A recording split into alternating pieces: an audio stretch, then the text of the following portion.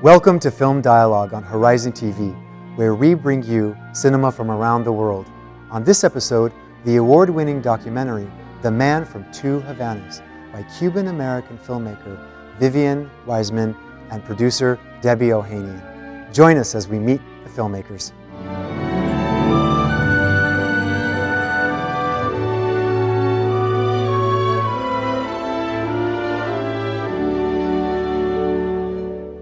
Welcome to Film Dialogue, a new program on Horizon TV that brings you award-winning cinema from around the world. Tonight, we're joined by two documentary filmmakers for The Man from Two Havanas. Welcome Vivian Wiseman, the producer, director of the film, and the associate producer, Debbie Ohanian. Welcome. Thank you, Alex. Thank you so much for joining us for this amazing documentary. I'm happy to be here. So tell us about your journey as a filmmaker. This is your first film? This is my first feature film, my first feature documentary.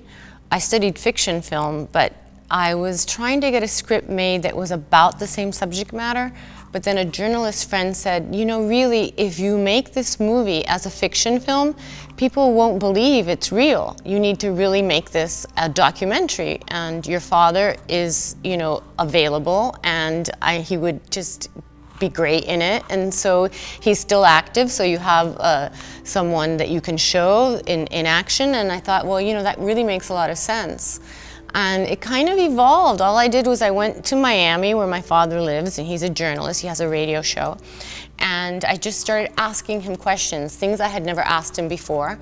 I went down with my DP and I would do it like 5 days at a time, and then he'd be like, you know, Vivian, I really have like way too much to do, you know, so I'm very busy. I really can't play around with this much longer.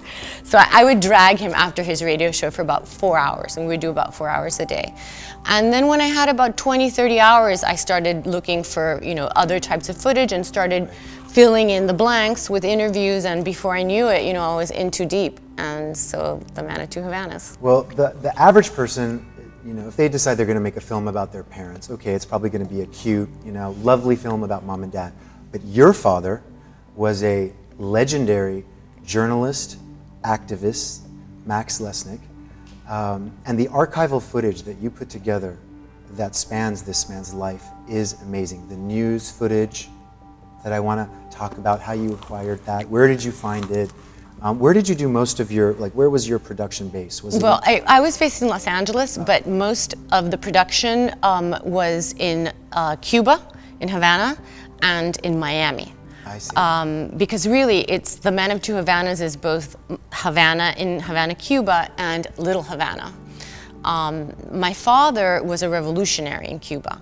So there was, all that footage was previous to the revolution, and it's actually really interesting because it's in the ICAIC, which is their film institute, in their archive. It's like all the Hollywood studios put together, and they're in these reels of like the gelatin print. So it has like when they would open these things, they were the you know, the newsreels that they would put what before. What condition were they in? So deteriorated, and you know, you would get nauseous because you could smell like the chemicals from the deterioration. And I had these amazing 3 women that were helping me through these, everything, nothing's digitized or anything like that. So they would look through all the logs that had like events that my dad told me that he had participated in addition to where his name would appear. So we just would spend days after day after day, the 3 of us, these 2 ladies, and one would sit next to me, and you know, we would just like choose the footage, and at the end of the day, I would say I spent about 10 days in there. We had great stuff. And at what point did you meet your, so you were friends before with Debbie O'Hanlon? We were friends. Well, Debbie and I are friends because Debbie, I was introduced by a mutual friend who's in the film, who was the head of the ACLU in Miami. John DeLeon. John DeLeon. Yes. And John is a mutual friend, and he introduced me to Debbie because, as you know, Debbie was a I was promoter. my own kind of revolutionary. Yeah. So I Queen of really Miami. related to the story about Vivian's dad, because I get when you're coming up against people that are in your own community and how difficult it is. That's right. So I was so supportive of Vivian. I was like, what do you need in Miami? I can get you whatever you need. So when she needed sort of news footage from the Spanish stations there, I'd make calls and get her. What else do you want from a producer? Yeah, Like that, and the music, to which is solve all always your my problems? forte. Oh, well, in a film about Cuba, the music is very important. Yeah. Sure, and then I was about to say, she was a promoter that brought all the Cuban bands from Miami. And so John came in because she sued City of Miami because they didn't protect the concert goers. And for those of you that Right, don't I know, remember that. it's a very Miami, very right-wing, very anti-Castro, and even to bring Cuban bands was even in Yes. the late 80s. This was in '99. In '99, Yeah. that was still controversial, and City of Miami didn't protect the people going to the concerts. Right. It was the largest demonstration ever in Dade County, still to this date. 2,500 people in the concert and 7,000 outside. So you pretty much knew everybody. You were completely set up, and this was the first Yeah, film I that mean, you- like I've lived in Miami so long, even though I'm Armenian, I'm definitely like an undercover Cuban. Right, so, right.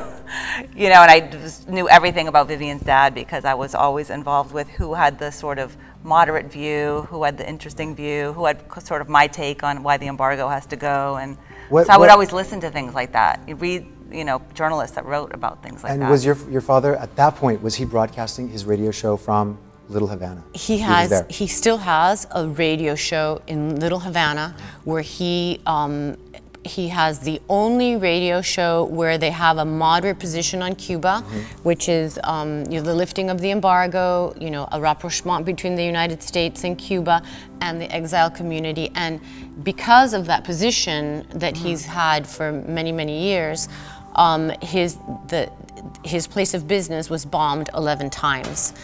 So that's what the movie's about. It explains not only like what, you know, through his life, I tell the story about the Cuban Revolution, U.S.-Cuba relations, and the story of the Cuban exile community. That's right. My community. And the Cuban assassination attempt, which is like no other assassination attempts that you've ever seen anywhere in any culture. Incredible.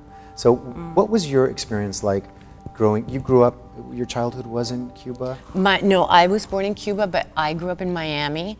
So as the movie tells the story, I grew up kind of in a war zone, under like a state of siege because my father was very controversial. Well, I love what you have, the artwork on the cover of the DVD.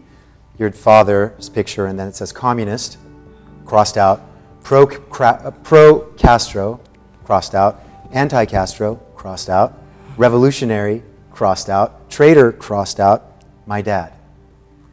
Yeah, because it's like... He was all those things. Right, Yeah. he had been... Yeah. Well, he was never a traitor, but he was called a traitor. Right, He was never a communist, but he was called a communist. He loved his nation. Yeah. He loved his Yeah. people. He didn't want to see them suffer. Did you feel like when you would go, you still go to Cuba? I mean, Debbie, you Yeah. were in Cuba. I was there last month. You were there last month. But I also kind of very relate to this idea of like a large diaspora because I lived in Miami so long. Right. You know, same thing as being Armenian here, that we're the diaspora for Armenians over there. So Right. to me, the two communities are very parallel. That's right. In so many ways. The Cuban diaspora, the Cuban diaspora, where does that generally go? Primarily in Miami, Miami. and in New Jersey. I see. In the New York area, but really New Jersey. And it's a very close-knit, like kind of Like this. like here Yeah. in Glendale. Like being in Glendale. And a lot of Cubans of the older generation don't even speak English. Right. And of course, the younger ones speak both Spanish and English, like the Right. Armenians that Yeah. speak Armenian and English. I mean, I spoke Spanish before I spoke English. Until I started kindergarten, I did Right. not learn English. And I had the same experience. So yeah, of course there's a lot of parallels. Right. And also the other parallels are that I mean most, I can't say every, but most Cubans in Miami have family in Cuba. And at different times, because of the U.S. policy, we have been unable to visit our family. That's right. And just recently, the Obama administration lifted the restrictions on visiting family in Cuba, so we can go as often as we want. During those restrictions, the time when the embargo was at its full force, what did someone do when they wanted to visit Cuba? What did you do? The embargo is still in full force. That's right. It's still in full force. It's still in full force, and the embargo is not just that the travel ban, that Americans can't visit Cuba. In addition to that, there's a trade embargo, so the United States can't trade with Cuba. And in addition to that, any country that trades with Cuba, their boats cannot land in the United States or trade with the United States. So every country is going to choose trading with the United States over Cuba. So it really has isolated economically, culturally, and politically the island.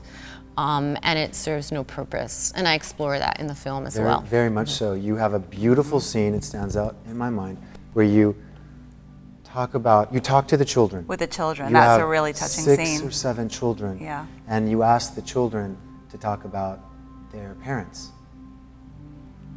Do they, and tell us about that Which scene. is a 45-minute flight away, which that's the thing that really kills you. It's right there, and the paperwork and the rigmarole and how difficult it is to get to see your family members. One girl is like, well, I know my grandparents, but not my parents. The other girl was like, I've never seen my dad. Or My dad came to visit, and I asked her, when do you think he'll be back? And she's like, yeah. so it's the separation of the family for really no good reason, just politics between leaders. That makes no sense at all. I mean, to this day, you're like, okay, this is a policy that we all have to get rid of. But no, people just don't seem interested in getting rid of it. It's crazy. There's no political will in Congress, and it really is part of the larger problem of money in politics. And the Cuban American community is very influential, a very influential lobby group. And even though the younger generation isn't really invested in the embargo, the people that hold power, the congressmen from Florida, and the leadership, they're very invested. So those polls are misleading when they say that Fidel has 92% of the support. No, that the majority of the Cuban Americans are against the embargo. The majority of the Cuban Americans are, but that includes a huge apathetic. It's like anything in politics. The really militant small group are the ones that decide. That's right. So we're still and stuck I always with this say, policy. Vivian, too, there's a lot of money to be made in the embargo for the people that keep it. And a simple ticket to fly that 45 minutes is $450. I always say that should be $99 on JetBlue, that flight, right? So as long as this embargo is in place to ship medicine to people, to ship packages, it's very expensive. So there's businesses that make a lot of money because of the embargo. Well, they have all these shortages, for example, on medicines. I mean, they have a plethora of doctors. I mean, Cuba exports medicine, like doctors, trained doctors everywhere, Africa. I mean, in places where they've never seen a doctor, you have Cuban doctors. In fact, in Haiti, during the disaster, we heard so much about the Israelis arriving with the surgical unit and the good that they did, and no doubt they did good, but the Cubans had been there because they're stationed there from day one, operating with kitchen knives and with things like, not with the fancy surgical team, but just treating people outside in the lawn and saving lives. And we never saw that on US television. When we heard over and over again about the Western countries or Israel and their aid and how much they were helping, and there was like this block out where you didn't see that the Cubans were already there and they were the ones that were working the fastest and doing so much good, but there's a media, You'll never hear that story. We don't hear that You'll story. never hear that story. So that was one of the reasons I wanted to make the movie, because I wanted to tell the story that we can't hear just by looking into the mainstream media. And were you always given full access to tell that story? Did you ever were you ever faced with any censoring forces? Myself, while I was doing this? No, you know, I had to, you know, it's like any documentarian has to be sometimes really tricky in how they get things, and under the radar. so it just, you know, it was just it just flowed. It was just meant to be, because I was getting amazing things. There were two people that I wanted to interview that were the two anti-Cuba terrorists, that one of them blew up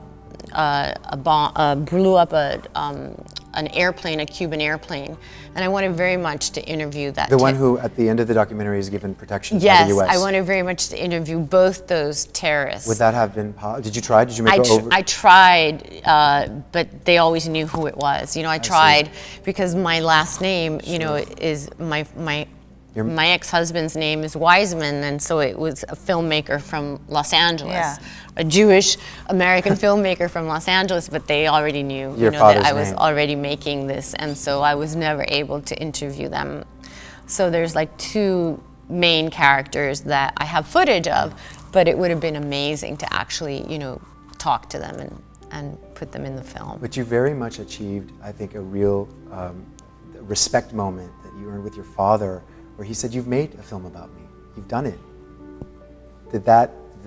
Was that for you? Well, for me, the whole experience was very moving. I mean, I would fluctuate between being a filmmaker and being very dispassionate about the whole thing. Like, is this good? You know, like even myself, because I'm in the film, because I'm the narrator, and you're actually the cameraman at some time. Sometimes I'm on camera, right? So sometimes I'm asking my father, and you hear my voice. Right. So I'm present, and participating all the time, interviewing the kids. Sure. Beautiful. Yeah, but so I got a lot out of it. But what I got, the most I got out of it is that I really got to understand my father by delving into Cuba and his feelings about Cuba, and spending so much time there, because I would often go to the film festival in Havana, and I would always, like, about at a week's time, I was like ready to go, because I didn't really get it. But I had to spend a lot of time there when I was filming. And once I was there, like past 2 weeks, it was as if I didn't ever need to leave. Wow. It was amazing. Well, when we watch the film, we'll get a beautiful sense of Max. What were your impressions? You've met him, I'm sure. Many times. He's an amazing man. I've seen him speak here, actually do a lecture very recently, about less than a year ago. He's incredible. How old is he now? He's 82. He's 82. Yeah.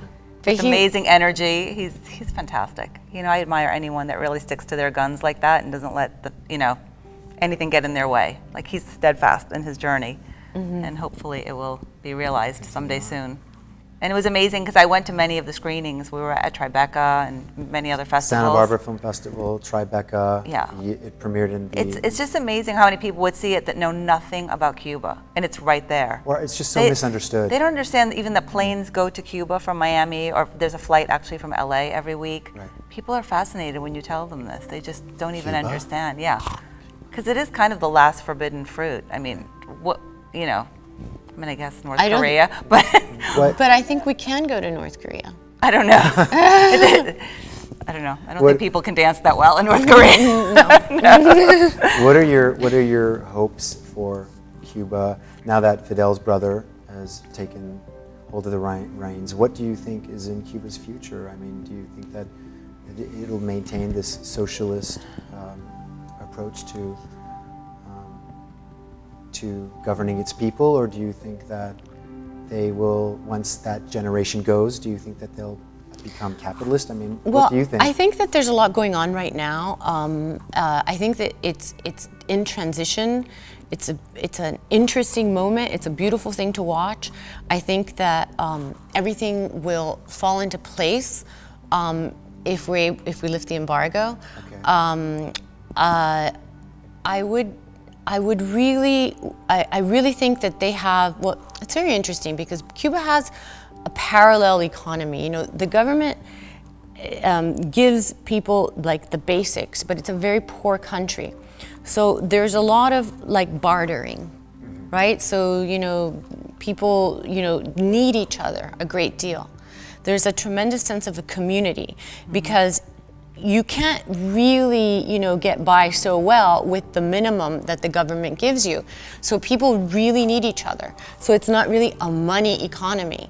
And I think that we try to have community in the United States, but it's on top of the money economy. Right. So it's much easier for me to call a cab than to ask you to take me to LAX. It's kind of like, I don't want to bother you, right? Or it's much easier for me to, you know, hire a babysitter than to have Debbie, you know, come over. Debbie, are you not doing anything on Saturday night? Because I really need you. Well, people over there can hire a babysitter, and they can't hire someone to take them, you know, to the doctor's appointment. So what they do is they have to depend on each other.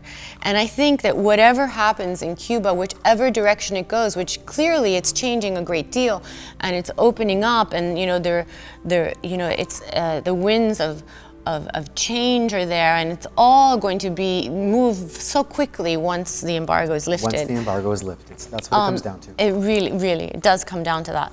But I really don't want them to lose, you know, once their economics is raised to above this subsistence level. That if they lose community, then that Cuban soul, then they that lose spirit. more, almost more than they gain. It's like this is a very precarious moment. I mean, look at the state of Armenia today. It's like people that I know that were going forever. I started going in '98, but people that went well before said, oh, people were so much nicer and happier in the '80s. And I don't know if that's true, but I have a feeling it's going to be a similar thing, because once people progress and they have every kind of store to go shop at, and then they have every kind of car they want, yeah, they don't need their neighbors as much, and they're not as nice to people. It's inevitable. It's globalization. Yeah, it's us moving it into does the change modern people. world. But I know from Debbie, who, it's absolutely true. I mean, she's in many ways like a great Cuban. She loves the country. She loves the soul of the people. And well, tell us what... I wanted to just tell you, so when I was there last month, I met with the Minister of Music, because you know in these countries it's all about the minister, like we have. And you know, I told him I was Armenian, and he said, oh, the best teachers came here in the '80s from Armenia.